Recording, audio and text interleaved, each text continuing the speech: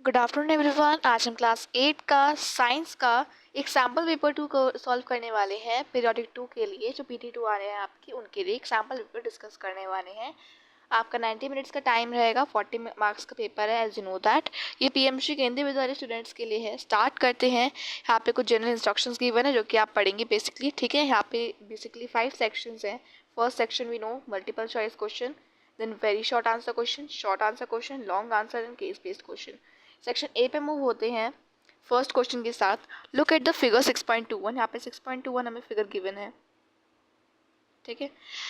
Vessel R is filled with water. ये जो vessel are है इसको पानी से भरा जा रहा है। When pouring of water stop, जब हमने पानी डाले थे, पोरिंग मतलब जब पानी हम डाल रहे हैं उसको हम पानी डालना रोक देते हैं, the level of water will be, जो लेवल है वाटर का वो कितना होगा। तो पूछे मतलब तीनों में कितना होगा, तीनों वेसल्स में वाटर का लेवल कितना होगा। Because as you know that हम यहाँ पे देख पा रहे हैं कि यहाँ पे जो ये एक पाइप जा रहा है वो तीनों में एक लेवल पे ही जा पा रहा है। अब ऐसा नहीं है कि एक पाइप नीचे से जा रहा है, दूसरा पाइप ऊपर से जा रहा है, दूसरा पाइप मिडल से जा रहा है, नहीं, तीनों पाइप एक साथ नीचे से जा रहे हैं। दैट मीन्स जब तीनों पाइप एक साथ नीचे से जा रहे हैं तो पानी का लेवल भी क्या रहेगा, सेम रहेगा। अगर मान लो ये जो हमारा आर वेसल है इतना भरा है, हमने इतना यहाँ तक रोक दिया, तो ये वेसल यहाँ तक रुकेगा, ये भी यहाँ तक रुकेगा, दोनों सेम लेवल पे रुकेंगे। तो यहाँ पे कुछ ऐसा नहीं होगा कि पी पर हाईएस्ट है, क्यू पे लोएस्ट है, आर पे मिडल है, नहीं, ठीक है। सेकेंड चीज़, अगर आपके एग्जाम में ऐसा आता है कि पाइप यहाँ गिवन है, एक रॉड यहाँ पे लगाई है, एक रॉड यहाँ पे, एक यहाँ पे, तो जो हाईएस्ट वाला होगा वो हाईएस्ट आप देख के बताएंगे। बट यहाँ पे हम देख पा रहे हैं कि रॉड एक तीनों के साथ लेवल पर है। That means option number D is the correct option, equal in all 3 vessels. Because बाकी में हाईएस्ट वेसल पी नहीं, बिकॉज तीनों पे एक साथ है, हाईएस्ट वेसल आर नहीं, हाईएस्ट वेसल क्यू नहीं। तो करेक्ट ऑप्शन हमारा ऑप्शन नंबर डी होगा, इक्वल इन ऑल 3 वेसल्स, हमारे तीनों वेसल्स में इक्वल रहेगा। क्वेश्चन 2 पे मूव होते हैं। Two vessels A and B contain water up to the same level as shown in figure 6.22। 6.22 यहाँ पे एक फिगर है, ठीक है। यहाँ पर P and P B, P A मतलब यहाँ से पी का मतलब क्या है, प्रेशर। यहाँ से जो पी कह रहे हैं वो प्रेशर है, और एफ का मतलब है फोर्स, ठीक है। तो ये कह रहे हैं ये दोनों वेसल्स हैं, ठीक है, इनमें सेम लेवल का पानी भरा है। बट यहाँ पे हम देख पा रहे हैं क्लियरली कि ए वाला वेसल बी वेसल से थोड़ा छोटा है, ये थोड़ा वाइड है, ये थोड़ा उससे थिन है, ठीक है। प्रेशर या pressure B is the pressure at the bottom of the vessel. Bottom पे प्रेशर लग रहा है, वी नो दैट कि वाटर कॉलम डिसाइड करता है कितना प्रेशर होगा वाटर का, ठीक है। और एफ बी ये फोर्स है जो एक्सर्ट कर रहा है water at the bottom of the vessel A and B. हमसे पूछा जा रहा है बेसिकली फोर्स और प्रेशर दोनों कैसे कैसे इक्वल हर वेसल में होंगे। तो हम एक चीज़ ऑब्जर्व कर पा रहे हैं कि यहाँ पे देखो सेम लेवल का वाटर लेवल भरा है। जब यहाँ पे सेम लेवल का वाटर लेवल भरा है, दैट मीन्स प्रेशर भी सेम रहेगा। तो प्रेशर तो सेम रहेगा बिकॉज सेम लेवल का वाटर भरा है। किसी में यानी कि किसी की वाटर की हाइट ज़्यादा है, अगर इनमें से किसी की वाटर हाइट इतनी होती तो उसके हिसाब से हम डिफाइन करते। बट यहाँ पे स्टेटमेंट पे गिवन है एज पर कि सेम लेवल का वाटर भरा है, दैट मीन्स पी ए तो पी बी के बराबर होगा, ठीक है। उसके बाद फोर्स आपका डिपेंड करता है एरिया पे, force upon area, pressure depend होता है। तो एरिया जिसका बड़ा होगा, ठीक है, उसका एरिया जिसका बड़ा होगा उसका प्रेशर बड़ा होगा, सॉरी फोर्स बड़ा होगा। तो हम देख पा रहे हैं इसका एरिया छोटा है, फोर्स कम, इसका एरिया बड़ा है, दैट मीन्स फोर्स ज़्यादा। So option number B is the correct option की प्रेशर भी इक्वल है, लेकिन फोर्स ए कम है फोर्स बी के मुकाबले। So option number B is the correct option, pressure A is equal to pressure B and force A जो है वो छोटी है फोर्स बी से। क्वेश्चन 3 पे मूव होते हैं। क्वेश्चन 3 है water tank is placed on the roof of a building at a height H. एक वाटर टैंक है, ठीक है, जैसे फ्लैट्स होते हैं, बिल्डिंग्स होती है, तो उनके ऊपर एक वाटर टैंक रखा जाता है जिससे वाटर सप्लाई हो सके सभी घरों में, ठीक है। सो जो वाटर टैंक है उसकी हाइट एच मान लो, ठीक है, कि यहाँ पे एक वाटर टैंक है, ये एक हाइट पर है, जो पूरी हाइट है इसको मैंने एच मान लिया, ठीक है। To get water with the more pressure, ज़्यादा मोर प्रेशर से वाटर जो है हमारा आए ग्राउंड फ्लोर तक, मतलब ज़्यादा अच्छी से स्ट्रीम आए वाटर की, तो हमें क्या करना होगा, वाटर टैंक की हाइट को इंक्रीज़ करना होगा, जहाँ पे टैंक प्लेस है, मतलब जो टैंक जितना प्लेस है उस बिल्डिंग के टॉप पे उसकी हाइट और इंक्रीज़ करनी पड़ेगी। बिकॉज हम जानते हैं कि जो प्रेशर होता है वो डिपेंड होता है जितना वाटर कॉलम ज़्यादा हाई हुआ, तो जितना हम ऊपर वाटर प्रेशर को ऊपर रखेंगे, मतलब जो वाटर टैंक को जब हम ऊपर रखेंगे उतना ही एटमॉस्फेरिक प्रेशर उस पर डलेगा, जितना एटमॉस्फेरिक प्रेशर डलेगा उतना इसकी गुड स्ट्रीम आ पाएगी नीचे वाटर की। वी नो दिस, पढ़ा था हमने चैप्टर 6 में, pressure winds storms and cyclones. ठीक है। सो उस चीज़ के लिए हमें इसकी हाइट इंक्रीज करनी होगी, जिस वजह से एटमॉस्फेरिक प्रेशर उस पर वर्क करे, ज़्यादा ग्रेविटेशन फोर्स भी आए और उस वजह से उसका good stream water ground floor तक आ सके। ठीक है। सो ऑप्शन ए करेक्ट होगा कि हमें उसकी हाइट को इंक्रीज करना है eight which tank is placed. एक बार ऑप्शन बी को देखते हैं, इसमें देख रखा डिक्रीज द हाइट, जो कि गलत हो जाएगा, डिक्रीज नहीं करनी है हमें। कह रहे हैं replace the tank with another tank, हमें टैंक को रिप्लेस करना है दूसरे टैंक से और सेम हाइट पे ही रखना है, नहीं। Replace the tank with another tank of the same height that can hold less water, नहीं, ये भी गलत। So option is the correct option कि हमें उसकी हाइट को इंक्रीज करना होगा जहाँ पे टैंक प्लेस कराया गया है। क्वेश्चन 4 पे मूव होते हैं। The primary difference between solid and liquid is that the constituent particles are. जो प्राइमरी डिफरेंस होता है सॉलिड और लिक्विड का, उनकी हम बात कर रहे हैं इसमें कि कॉन्स्टिट्यूएंट पार्टिकल जो है लिक्विड और सॉलिड में, उन दोनों में डिफरेंस क्या होता है मेनली, और ये आपका एनसीईआरटी का ही क्वेश्चन है तो इम्पॉर्टेंट है। सो ऑप्शन ए दे रखा है closely packed in solid, solid में क्लोजली पैक्ड होता है, यस ये तो करेक्ट है। While they are stationary in liquids, नहीं। कॉन्स्टेंट पार्टिकल्स लिक्विड में स्टेशनरी रहते हैं, स्टेशनरी मतलब एक ही पोजीशन पे रहते हैं, उससे हिल नहीं सकते, नहीं। मान ले कौन पार्टिकल्स हैं लिक्विड में तो ये अपनी जगह पे रहेंगे, ये नहीं हिल सकते, नहीं, ये गलत है। लिक्विड्स में आपके जो पार्टिकल्स होते हैं वो they can slightly pass, they change, अपनी पोजीशन को भी चेंज कर सकते हैं एक दूसरे से। ठीक है। बी ऑप्शन देखते हैं, मतलब ए ऑप्शन गलत हो जाएगा बिकॉज इसमें इस सॉलिड का सही है बट लिक्विड का गलत है। ठीक है। बी ऑप्शन को देखते हैं, फार अपार्ट इन सॉलिड, सॉलिड में दूर दूर सॉलिड पार्टिकल्स दूर रहते, तो पहले ऑप्शन गलत हो गया, सॉलिड का ही गलत दे रखा है। लिक्विड में फिक्स पोजीशन होती है, ये भी गलत है, तो स्टेटमेंट ही पूरा गलत हो गया। ऑप्शन सी को देखते हैं, always moving in solid, solid में हमेशा मूव करते हैं एंड लिक्विड से फिक्स पोजीशन होती है, नहीं, ये भी गलत है। डी ऑप्शन देखते हैं, closely packed in solid, solid में क्लोजली पैक्ड रहते हैं, लिक्विड्स में मूव पास्ट ईच अदर, एक दूसरे से पास मतलब चेंज कर सकते हैं पोजीशन को, तो ये करेक्ट ऑप्शन है, ऑप्शन नंबर डी करेक्ट है कि हम इसमें आपके सॉलिड्स में they are closely tightly packed in each other and liquids में they can move past with each other, मतलब अपनी पोजीशन को चेंज कर सकते हैं दूसरे पार्टिकल से, तो ये ऑप्शन नंबर डी तो करेक्ट है हमारा क्वेश्चन 4 का। क्वेश्चन 5 में मूव होते हैं। सीमा visited a natural gas compressing unit and found that the gas can be liquefied under a specific condition of temperature and pressure। Seema visit करती है natural gas compressing unit को, मतलब जो आजकल ट्रिप पे लेके जाते हैं ना बच्चों को स्कूल में साइंस एग्जीबिशन के लिए वगैरह, सीमा भी गई थी, ठीक है, लड़की है एक सीमा, ठीक है। तो वो देखती है कि जो गैस है वो लिक्विफाइड है अंडर स्पेसिफिक कंडीशंस, कुछ टेम्परेचर प्रेशर के कंडीशंस में जो गैस है वो लिक्विफाइड मतलब लिक्विड स्टेट में है। So while sharing her experience with a friends she got confuse, वो कन्फ्यूज हो जाती है इसको सोचते पे कि कैसे ये है सब कुछ। Help her to identify the correct set of conditions, हमें उसको करेक्ट सेट ऑफ कंडीशंस में बताना है कि कैसे वो कंप्रेसिंग यूनिट जो मतलब गैस है वो लिक्विफाइड कैसे हुई। तो देखो गैस लिक्विफाइड हुई कैसे हुई, देखो हमने पढ़ा है solid, liquid, gas, 3 states of matter हमने पढ़े हैं, अंडरस्टैंड। हमने पढ़ा है जब कोई आइस मेल्ट होती है लिक्विड में उसको हम क्या कहते हैं, जब सॉलिड मेल्ट होता है लिक्विड में तो उसका मेल्टिंग पॉइंट मतलब मेल्टिंग प्रोसेस कहते हैं।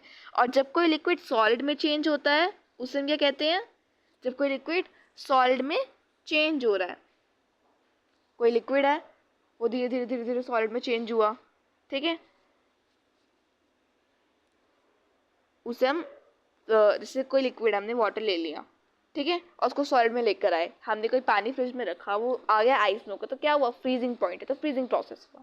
लिक्विड गैस में चेंज हुआ तो कोई लिक्विड है गैस में चेंज हुआ तो मतलब बॉइलिंग पॉइंट से हो रहा है या वेपोराइजेशन उसे कह सकते हैं। बट कोई जब गैस लिक्विड में चेंज होता है उसको हम कंडेंसेशन कहते हैं,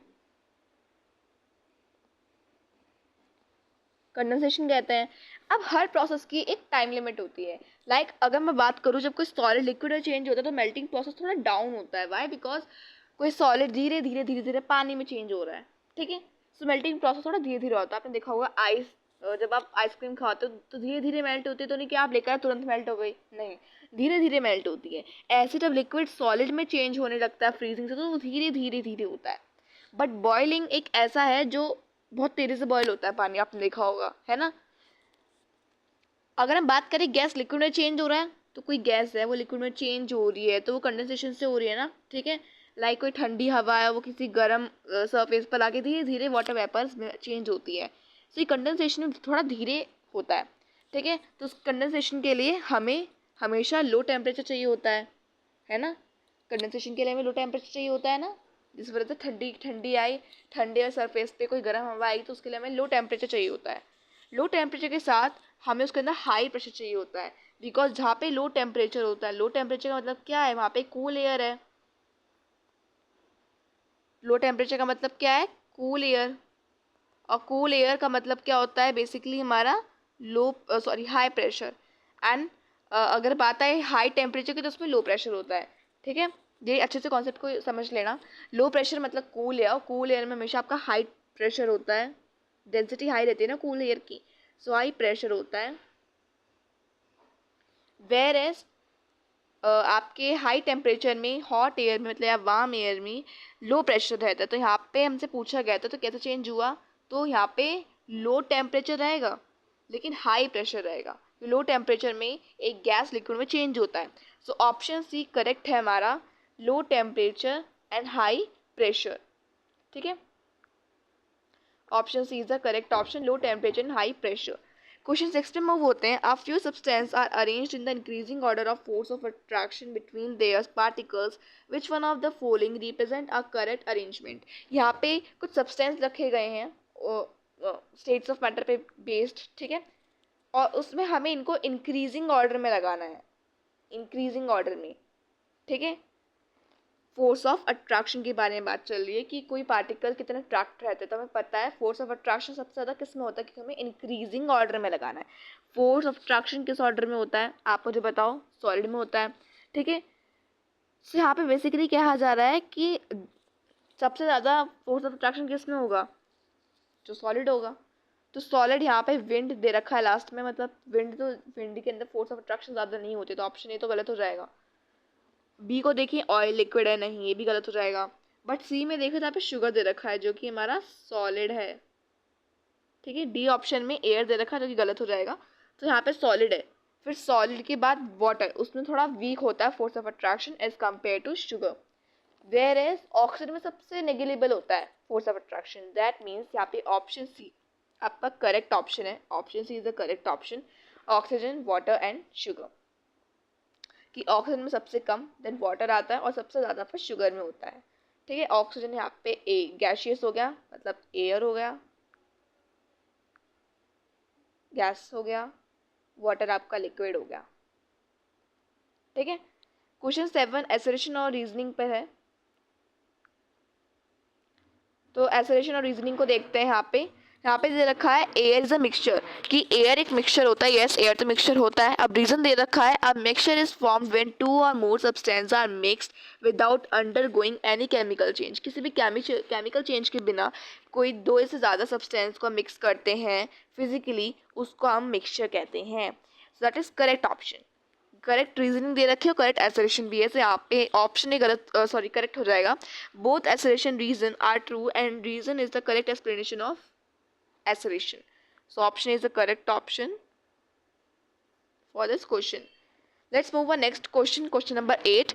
Which of the following is a mixture? इनमें से कौन सा मिक्सचर है? So अगर हम ऑप्शन ए देखें, कार्बन डाइऑक्साइड। कार्बन डाइऑक्साइड क्या मिक्सचर है? नहीं। ठीक है, क्योंकि कार्बन डाइऑक्साइड को हम CO2 लिखते हैं, कार्बन प्लस ऑक्सीजन के 2 मॉलिक्यूल्स। ठीक है, उसके बाद एयर। एयर हमारा मिक्सचर है, क्योंकि हमने अभी अभी एसोलेशन रीजनिंग में देखा एयर हमारा मिक्सचर होता है। सॉल्ट हमारा मिक्सचर नहीं होता, ग्लूकोज नहीं होता। तो यहाँ पे option number B is the correct option, कि एयर हमारा मिक्सचर होता है। 9th है, which kind of substance is pure and has identical properties in every particle. इनमें से कौन सा काइंड का सब्सटेंस प्योर होता है एंड आइडेंटिकल प्रॉपर्टीज होती है उसके एवरी पार्टिकल में। सो उनमें से एलिमेंट होता है, एलिमेंट प्योर सब्सटेंस का होता है। ठीक है, एंड इसके अंदर हमने पढ़ा एटम्स सेम टाइप के होते हैं। सो यहाँ पे option B is the correct option, element. Okay, then आप पे सेक्शन बी पे आ जाते हैं हम, जिसके अंदर हमें शॉर्ट आंसर क्वेश्चंस लिखने हैं। सो क्वेश्चन नंबर 10 है, state whether the following statement are true और फॉल्स। हमें बताने में से कौन से ट्रू और फॉल्स हैं। सो फर्स्ट है, element are made up of different types of animals, atoms. Element जो होते हैं बहुत डिफरेंट टाइप्स के एटम से बने होते हैं, तो जो फॉल्स है, बिकॉज एटम्स हमेशा आपके एक टाइप के मतलब सेम टाइप के एटम से बने हुए होते हैं। सेकेंड है, a compound contains atom of only one element. Compound एक ही एलिमेंट का एटम कंटेन करता है, ये भी फॉल्स है। आपका यहाँ पे देखो उल्टा लिखा गया है, एलिमेंट में एक मतलब सेम टाइप का एटम रहता है, वेरएस कंपाउंड में डिफरेंट टाइप्स के एटम प्रेजेंट होते हैं। तो दोनों ही आपके सेंटेंस स्टेटमेंट्स फॉल्स हैं। क्वेश्चन 11 में मूव होते हैं। Figure 6.23 shows a boy lying horizontally and figure 6.23b shows the boy standing vertically on a loose sand bed. In which case does the boy sink more inside sand? Give reasons। यहाँ पे दे रखा है, बता रखा है कि एक sand है यहाँ पे, ठीक है, रेत ही, सैंड मतलब जो रेत होती है, तो आपको पता है रेत बहुत जल्दी आप सिंक हो जाते हैं रेत के अंदर अगर आप खड़े रहते हैं, ठीक है। मूवीज में भी आपने देखा होगा। तो यहाँ पे दे रखा है कि 6.23 में एक लड़का है जो कि लेटा हुआ है इस मिट्टी में, वेयर 6.23 में बी में एक लड़का जो कि खड़ा हुआ है। तो आपसे पूछा जा रहा है इन दोनों में से पहले कौन मिट्टी के अंदर डूबेगा, सिंक होगा, कौन डूबेगा। तो प्रेशर की बात है इसके अंदर, और ये आपका एनसीईआरटी का क्वेश्चन है। इसको मैं स्टेटमेंट वाइज आपको लिख के दिखाती हूँ, देन इसको आपको मैं एक्सप्लेन कर दूंगी। तो मैंने यहाँ पे आंसर लिख दिया, इसको एक बार अंडरस्टैंड करते हैं कि in figure B the boy will sink first because the area of contact between the boy's feet while standing and the surface of sand is smaller। कि यहाँ पे करेक्ट ऑप्शन फिगर 6.23 का बी पार्ट होगा, क्योंकि यहाँ पे लड़का खड़ा हुआ है तो उसका जो एरिया ऑफ कांटेक्ट है, कि जो लड़के का जो पैर है और जो मिट्टी का सरफेस है, ठीक है, इन दोनों का जो एरिया है वो स्मॉलर है। स्मॉलर मैंने स्मॉलर लिखा है, स्मॉल नहीं लिखा, बिकॉज यहाँ पे हम टू पिक्चर्स के बारे में बात कर रहे हैं, एक ये एंड ये। तो इस पिक्चर के मुकाबले इस पिक्चर में जो एरिया है वो कम है, स्मॉलर है। Which causes more pressure on boy, इस वजह से जो लड़का है उस पर ज़्यादा प्रेशर पड़ेगा, एंड उस वजह से वो मिट्टी के अंदर जो हमारे जो रेत है उसके अंदर सिंक हो जाएगा। तो फर्स्ट सिंक हमारा 6.23 का जो बी लड़का खड़ा हुआ है वो सिंक होगा। तो इस टाइप में आप कुछ आंसर लिखेंगे। क्वेश्चन 12 पे मूव होते हैं। What do you mean by diffusion which will diffuse faster solid और लिक्विड और सॉलिड और गैस। हमसे पूछा जा रहा है डिफ्यूजन का मतलब क्या होता है। Which will diffuse faster solid और गैस, इन दोनों में से सॉलिड और गैस में से कौन डिफ्यूज पहले होता है, फास्टर कौन होता है, तो हमें ये बताना है। वैसे तो अगर आपके एनसीईआरटी में देखूँ तो एनसीईआरटी में डिफ्यूजन नहीं बता रखा है, लेकिन एक्स्ट्रा इन्फॉर्मेशन के लिए हम जान लेते हैं। आपको ये पता होना चाहिए कि डिफ्यूज पहले कौन होता है, तो पहले गैस होती है, क्योंकि गैस के पार्टिकल्स क्या होते हैं, गैस के पार्टिकल्स बिल्कुल रैपिडली घूम सकते हैं, फ्री होते हैं। दैट्स वाई वो they can easily diffuse anything, ठीक है।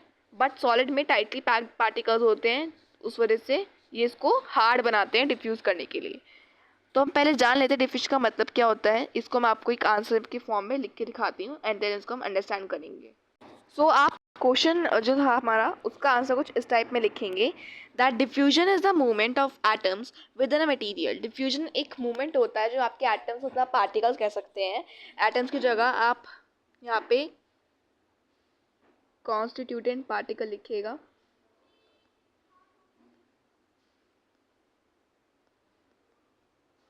ठीक है। The diffusion is the movement of constant particle with the material. किसी सब्सटेंस के अंदर कैसे कॉन्स्टेंट पार्टिकल मूव करते हैं उसको हम डिफ्यूजन कहते हैं। ये तीनों स्टेट्स ऑफ मैटर में आता है, सॉलिड, लिक्विड और गैस में। एंड डिफ्यूजन सबसे पहले गैस में दिखता है, वाई लेस इन सॉलिड, ठीक है। वाई बिकॉज जो गैसेस होते हैं, गैसेस के जो पार्टिकल्स होते हैं वो फ्रीली मूव कर सकते हैं, कैन फ्रीली मूव कर सकते हैं। That's why where is solid में टाइटली पैक्ड रहते हैं, इस वजह से वो फ्रीली मूव नहीं कर सकते। तो ये हमें चीज़ बताती है कि कैसे पार्टिकल्स डिफ्यूज करते हैं faster gas compare to liquid and solid state. तो कुछ इस टाइप में आप आंसर लिख सकते हैं, थोड़ा और से बड़ा लिख सकते हैं पार्टिकल्स के बारे में समझा के, जो हमें सॉलिड और गैस में बोला था, सॉलिड के पार्टिकल्स को थोड़ा कॉन्सेप्ट आप और समझा सकते हैं, गैस के पार्टिकल्स के कॉन्सेप्ट आप थोड़ा और समझा सकते हैं। अब हम क्वेश्चन नेक्स्ट में मूव होते हैं। क्वेश्चन नंबर 12 देख लिया है, अब हम सेक्शन सी पे मूव होते हैं। व्हाट इज प्रेशर, प्रेशर क्या होता है, ठीक है, प्रेशर क्या होता है। सो यहाँ पे लिखेंगे मैं थोड़ा सा इंक का लेवल कम कर देती हूँ। आप लिखेंगे pressure is force per unit area. ठीक है, सिंपल सा स्मॉल डेफिनेशन है कि प्रेशर एक फोर्स पर यूनिट एरिया होता है। आप चाहो तो ब्रैकेट में लिख सकते हैं इसमें ही, pressure is equal to force upon area which is equal to newton पर मीटर स्क्वायर। ठीक है, तो इतना सा आप आंसर लिख देंगे। इससे पूछा है what is the SI unit of force and pressure. Force और प्रेशर का एसआई यूनिट क्या होता है? सो फोर्स का होता है एसआई यूनिट न्यूटन। अच्छा, आप एक चीज़ याद रखना, वहाँ पे न्यूटन में आपको एन कैपिटल ही बनाना होता, ये आपकी बुक में लिखा गया है, तो इस पे अच्छे से ध्यान देना। सिंपली अगर आपको डिनोट करना है तो उसमें कैपिटल डिनोट करता है, नेम को जब आप लिखते हो तो स्मॉल लेटर से लिखना। ठीक है, वरना उस पर मार्क्स डिडक्ट हो सकते हैं, पहले ही मैं आपको बता रही हूँ। उसके बाद हमें प्रेशर का ऐसा यूनिट बताना है। प्रेशर का ऐसा यूनिट आप चाहो पास्कल से PA लिख सकते हो या पास्कल लिखो, और न्यूटन पर मीटर स्क्वायर। ठीक है, तो ये इनकी एसआई यूनिट्स होती हैं। तो इसलिए आपको ये मेजर 2 क्वेश्चन है, 13 क्वेश्चन का दोनों पार्ट बहुत इंपॉर्टेंट है, इसे याद रखना, इसलिए मैं इसको अंडरलाइन कर रही हूँ, सो हाईलाइट कर रही हूँ। अब इसका थर्ड पार्ट पे मूव होते हैं। If we apply a force of 100 newton on a cardboard of area 2 metre square, अगर हम 2 मीटर स्क्वायर पे 100 न्यूटन का फोर्स अप्लाई करते तो हमें प्रेशर निकालना है। ये भी आपके एनसीईआरटी का ही क्वेश्चन है, इंपॉर्टेंट है, क्योंकि आपको बाकी सैंपल मैं लेकर आऊँगी जिसमें आपको देखने को मिलेगा। आप लिखेंगे एसआई यूनिट ऑफ, यहाँ पे हमें प्रेशर निकालना, तो SI unit of pressure is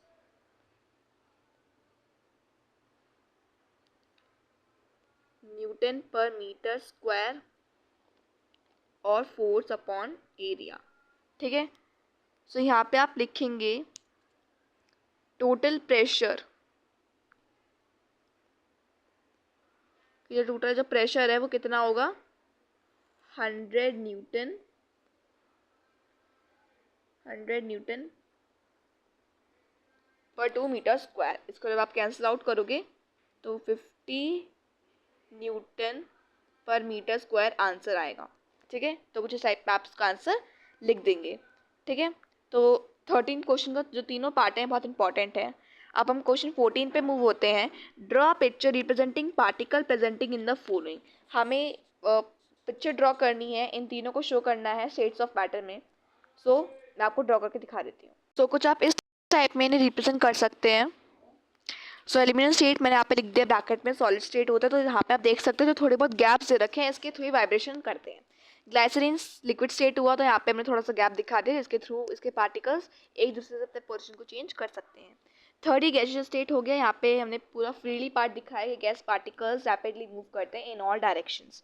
अब हम क्वेश्चन नंबर 15 पे मूव होते हैं। What new substances formed when a mixture of iron filings in sulphur powder is heated and how is it different from the original mixture. Also right the word equation for the reaction. हमें word equations भी लिखनी है और बताना है कैसे ये नया सब्सटेंस फॉर्म होगा। तो ये हमारा एक इंपॉर्टेंट क्वेश्चन है, बिकॉज अभी मैंने आपको एक पिछला सैम्पल दिखाया था, उसमें भी ये क्वेश्चन आया था। तो इसको आपको स्टेटमेंट वाइज लिख के दिखाती हूँ कैसे में लिखना है विद फॉर्मूला। तो यहाँ पे आप लिखेंगे फॉर्मेशन ऑफ आयरन सल्फाइड, कैसे सल्फाइड फॉर्मेशन कैसे फॉर्म होगा।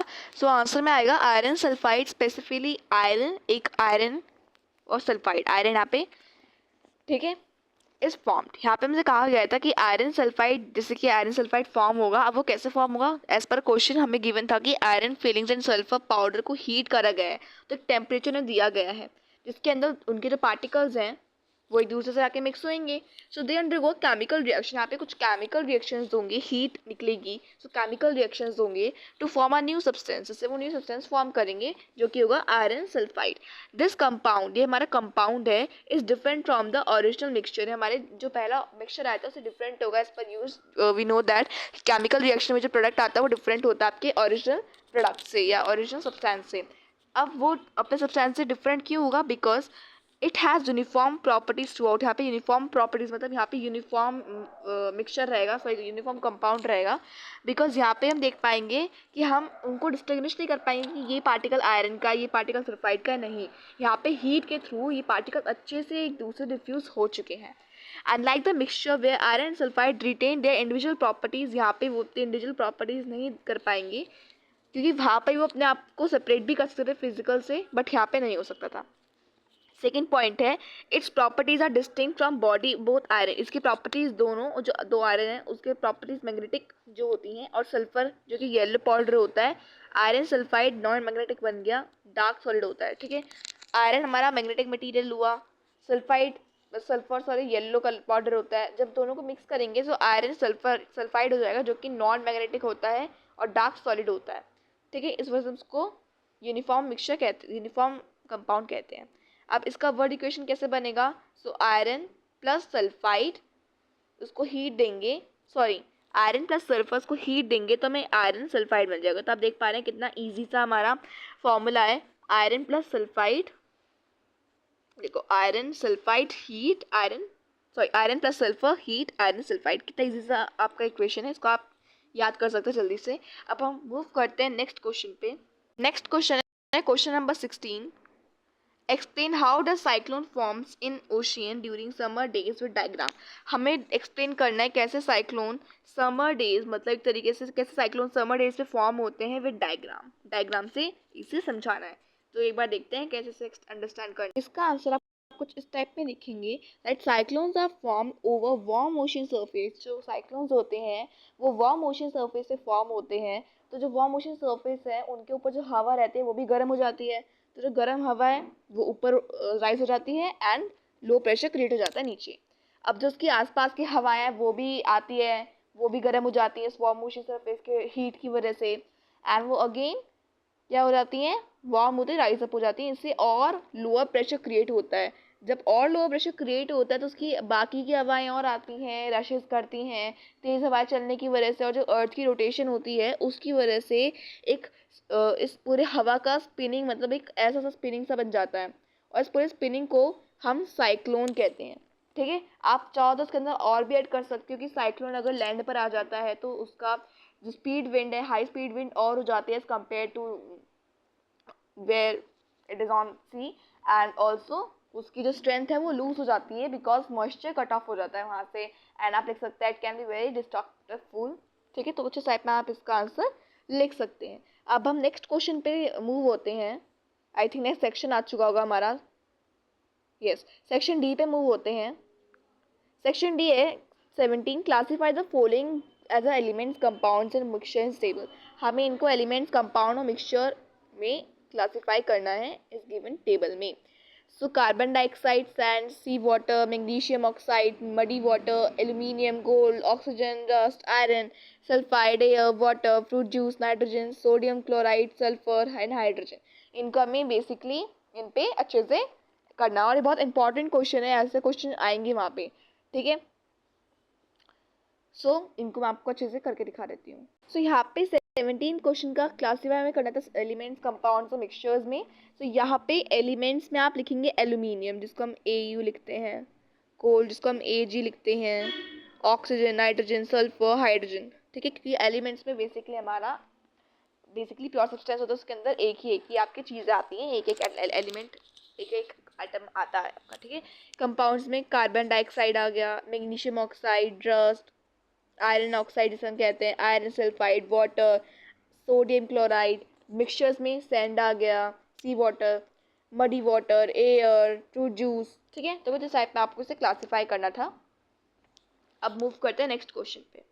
इसका सेकंड पार्ट है in which of the following cases are all the examples correctly matched, given reasons in support of your answer. यहाँ पे कुछ मैचिंग दे रखी है, उसके बेस में बताना है इनमें से कौन सी मैचिंग सही दे रखी है। एलिमेंट, सो एलिमेंट में वाटर, नाइट्रोजन, आयरन, एयर। हमें पता है एयर मिक्सचर होता है, मतलब फर्स्ट वाला तो गलत ही हो गया, सॉरी क्वेश्चन इंपॉर्टेंट है, फर्स्ट वाला गलत हो जाएगा। सेकंड देखते हैं uniform mixture, minerals, sea water, bronze, air, pure water. अब देखो एयर के अंदर नाइट्रोजन सबसे ज़्यादा होता है 78%, एज कम्पेयर टू बाकी गैसेस को लें, तो यूनिफॉर्म मिक्सचर नहीं हो पाया। ठीक है, तो यहाँ पे गलत हो जाएगा। ऑप्शन सी देखते हैं, प्योर सब्सटेंस, तो carbon dioxide, iron, oxygen, sugar. Non uniform mixtures, air, sand, brass, muddy water. तो यहाँ पे अगर हम देखें तो यहाँ पे प्योर सब्सटेंस वाला एलिमेंट, प्योर सब्सटेंस एलिमेंट होते हैं, उनके अंदर कार्बन डाइऑक्साइड एक एलिमेंट नहीं होता। ठीक है, तो यहाँ पे जो हमारा करेक्ट ऑप्शन है वो ऑप्शन नंबर 4 होगा, बिकॉज यहाँ पे जो सब कुछ चीज़ गिवन है, एयर, सैंड, मिक्सचर्स वगैरह, सभी नॉन यूनिफॉर्म मिक्सचर्स हैं। तो यहाँ पे option D, sorry option 4 correct हो जाएगा। अब सेक्शन ई पे मूव होते हैं, जो लास्ट सेक्शन है। यहाँ पे केस बेस्ड क्वेश्चंस हैं। Earth is surrounded all around with air, earth पूरी एयर से अराउंड है। Air expands on heating and contract on cooling and exerts pressure in all direction, air सभी डायरेक्शन में exert करता है pressure. When warm air rises, जब warm air rise होती है तो प्रेशर, लो प्रेशर क्रिएट हो जाता है और कूल एयर्स की जगह ले लेती है गर्म हवा की। देखो यहाँ पे वार्म एयर है, ये वार्म एयर ऊपर गया, राइज हुआ, इसकी जगह कोल्ड एयर आ गया, अभी कोल्ड एयर दोबारा वार्म हुआ, ये गया, तो पूरी साइकिल बनती है। The warm air is lighter than cold water, cold air sorry, जो वार्म एयर होती है वो लाइटर होती है आपके, तो जो आपकी वार्म एयर होती है वो लाइटर होती है कूल एयर से। Winds are form by this movement of air, इसी तरीके से विंड फॉर्म हो जाती है, मतलब हाई प्रेशर से लो प्रेशर तक, हाई प्रेशर से लो प्रेशर तक, इस पूरे प्रोसेस को हम विंड कहते हैं। ठीक है, इससे विंड फॉर्मेशन होता है। Two measurements are needed to describe wind, दो मेजरमेंट्स विंड को डिस्क्राइब करते हैं, विंड की डायरेक्शन और विंड की speed. An anemometer is use to measure wind speed, एक एनोमीटर जो होता है विंड की स्पीड को मेजर करके बताता है। Air pressure has a great effect on whether, air pressure का ग्रेट इफेक्ट पड़ता है वेदर पे। अगर वेदर खराब है मतलब एयर प्रेशर ज़्यादा है, एयर प्रेशर नॉर्मल है, वेदर बहुत अच्छा है। N area of low pressure containing rising warm air is called cyclone, एक लो प्रेशर एरिया जिसके अंदर गर्म हवा जब ऊपर जाती है लो प्रेशर क्रिएट हो जाता है, उसको हम साइक्लोन कहते हैं। Cyclone usually causes rain stormy weather, cyclone जब भी कोई साइक्लोन होता है तो थोड़ा सा तूफानी सा माहौल हो जाता है, बारिश होने लगती है, तो उसमें साइक्लोन क्रिएट होता है और बहुत ज़्यादा उसके लक्षण होता है साइक्लोन को क्रिएट होने के लिए। ठीक है, self help is the best help, पहले खुद को बचाना होता है इसमें, जैसे कि सर यहाँ पे लिखा है self help is the best help, मतलब पहले जब आप खुद को प्रोटेक्ट करोगे तभी आप दूसरों को प्रोटेक्ट कर पाओगे। अगर आप दूसरों को प्रोटेक्ट करने में लगे हुए हो, अगर आप ही नहीं प्रोटेक्ट हो पाओगे तो फिर आप बाकी कैसे बचाओगे, तो self help is the best help. Therefore, it is better to plan in advance and be ready with defense against any approach cyclone. तो फर्स्ट क्वेश्चन है, एयर एक्सर्ट्स प्रेशर इन, एयर कहाँ पर प्रेशर एक्सर्ट करता है, यहाँ पे हमने पढ़ा है और हमें याद भी है कि एयर प्रेशर एक्सर्ट्स इन ऑल डायरेक्शन, सभी डायरेक्शन में एक्सर्ट करता है, तो यहाँ पे ऑप्शन एक करेक्ट हो जाएगा, ऑल डायरेक्शंस। सेकंड पर है, one warm air rises up, जब वार्म एयर राइज होता है तो कौन सा एरिया क्रिएट होता है, लो प्रेशर एरिया क्रिएट होता है। जो वार्म एयर राइज होता है तो यहाँ पे देखो, an area of low pressure containing rising warm air, तो यहाँ पे लो प्रेशर क्रिएट होता है, तो option B is the correct option. Question यहाँ पे थर्ड है, the centre of the cyclone is called, जो सेंटर होता है साइक्लोन का उसे हम क्या कहते हैं, आई ऑफ द साइक्लोन कहते हैं। यहाँ पे जो प्रेशर रहता है वो काम रहता है, तो फर्स्ट ऑप्शन करेक्ट हो जाएगा। फोर्थ है, when there is a storm one should, जब तूफान आते तो हमें क्या करना चाहिए, गोस आउट इन द सी, हमें सी में कूद जाना चाहिए। स्टे इनसाइड द हाउस, घर के आस इनसाइड रहना चाहिए। Take a shelter under a tall tree, tall tree के अंदर कोई शेल्टर लो। D option stay inside the house, यहाँ पे एक ऑप्शन आउटसाइड होना था, यहाँ पे चलो इसे आउटसाइड कर देते हैं। सो हमें पता है साइक्लोन में हमें घर में रहना चाहिए और खिड़की दरवाजे को खोल देना चाहिए। ठीक है, सो यहाँ पे ऑप्शन सी करेक्ट हो जाएगा कि हमें इनसाइड रहना चाहिए घर के। 19 है, Meera conducted an experiment by adding a pinch of potassium permanganate to water and saw pink streaks spreading until the water turn uniformly pink. जो मीना है वो एक पानी में पिंच थोड़ा सा पोटेशियम परमैंगनेट डालती है और देखते हैं वो कैसे स्प्रेड हो रहा है, जो पिंक कलर का पोटेशियम परमैंगनेट होता है कैसे स्प्रेड हो रहा है वाटर के अंदर। She tried compressing water in syringe, वो ट्राई करते हैं सिरिंज के अंदर वाटर को कंप्रेस करने के लिए, और वो देखते हैं कि वो हार्ड हो रहा है, मतलब उससे कंप्रेस नहीं कर पा रहे हम ज़्यादा। लेकिन अगर हम एयर को कंप्रेस करते हैं तो वो इजीली कंप्रेस हो जाता है, बिकॉज एयर के particles they are far apart each other. At home, she noticed a candlestick melting when heating and solidifying when cooled. वो घर पे देखती है कि जब कैंडल को हम मेल्ट करते हैं तो वो धीरे धीरे हीट होती है, फिर कूल हो जाती है और अपने सॉलिड फॉर्म में रहती है।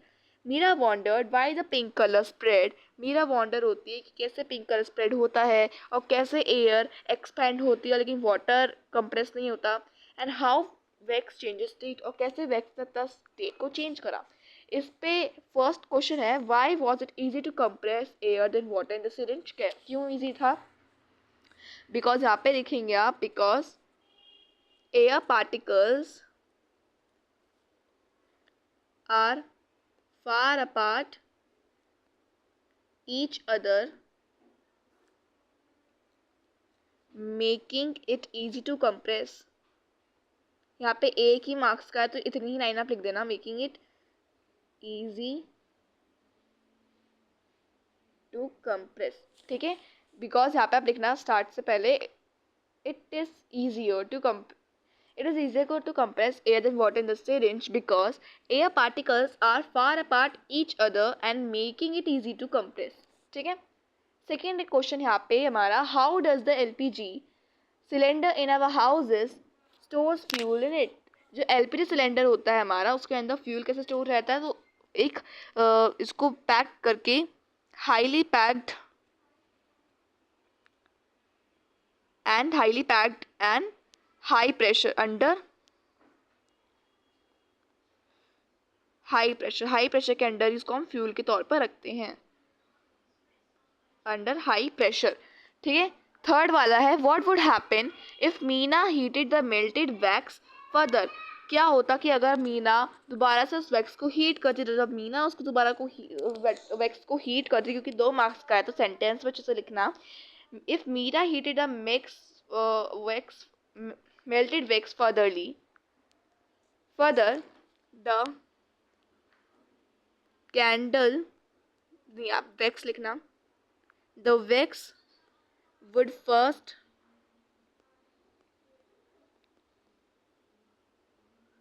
become liquefied, वो liquid सी हो जाएगी थोड़ी सी, and then later it again became solidified, वो दोबारा solidified हो जाएगी, ठीक है। तो जिस टाइप में आप इसका आंसर लिख देना। तो ये था हमारा एक सैम्पल पेपर साइंस का। आई होप आपको ये सैम्पल पेपर इजी लगा होगा और अच्छे से आपको समझ में आया होगा। Subscribe for more updates. अगर आप किसी और चैप्टर से रिलेटेड कोई वीडियो चाहिए एक्सप्लेनेशन की, या कोई और सैम्पल पेपर चाहिए आपको, किसी चैप्टर में डाउट या किसी क्वेश्चन में डाउट, आप मुझसे कमेंट सेक्शन में पूछ सकते हैं। Thank you for watching the video.